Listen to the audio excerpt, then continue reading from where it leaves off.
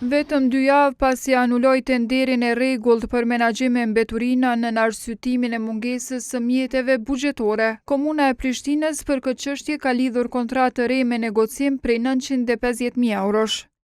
Të dy tenderët bien në kundërshtim me rregullorën për menaxhimin e mbeturinave që parashes se përgjegjës për shërbimet e mbeturinave në Prishtinë është kompania Pastrimi. Në kundërshtim me këtë rregullore, komuna pati lidhur edhe 10 kontratë me negocim për çështjen e mbeturinave, por se atë arsyetoi me gjendjen e jashtëzakonshme shkaku i grevës së kompanisë Pastrimi. Megjithëse në situatë tjetër, komuna edhe pas anulimit të tenderit 16.5 milion eurosh e përdori procedurën e negociuar për të lidhur kontratë me 2 grupe të operatorëve, me çmime më të larta se ofertat në tender të rregullt. Për lot 1 tenderi u dha grupit të operatorëve ekonomik Selmans Network e Mardem Group me çmim 171.20 euro për ton. E për lot 2 kontrata u lidh me Ledi, Rahovica Komerc e Quality Asphalt për 70.40 euro për ton.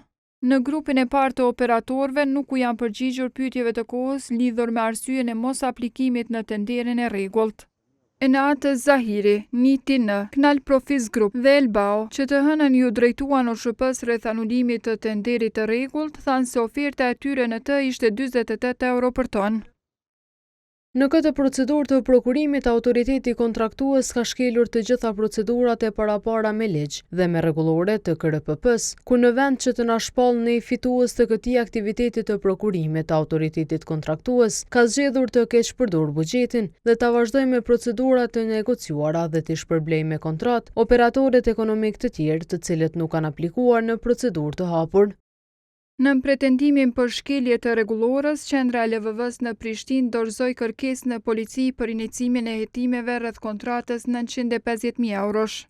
Gjithë ky sistemi i menaxhimit mbeturinave është një projekt i qeverisjes aktuale që ka për qëllim bankrotimin e ndërmarrjes Pastrimit dhe dhënien e tregut për operatorët privat. Kontrata e negociuar është bërë me disa operatorë që vazhdimisht po fitojnë tender nga Komuna e Prishtinës, gjë që le hapësirë të mjaftueshme për hetim për këtë rast.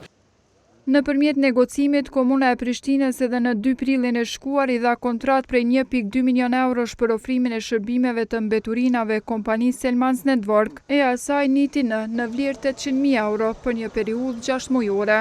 KOA kërkoi sqarime nga Komuna e Prishtinës rreth anulimit të tenderit të rregullt si dhe lidhjen e kontratës me negocim, por nuk mori përgjigje. E qytetarët në Prishtinë përballen me kontinjer të stërmbushur e me mbeturina të hedhura përreth tyre. Në Pastrimi thanë se gjendja aktuale është pasojë e situatës së trashëguar jo të favorshme, e që u krijua kur shërbimi nuk është kryer me intensitetin e nevojshëm nga operatorët privat.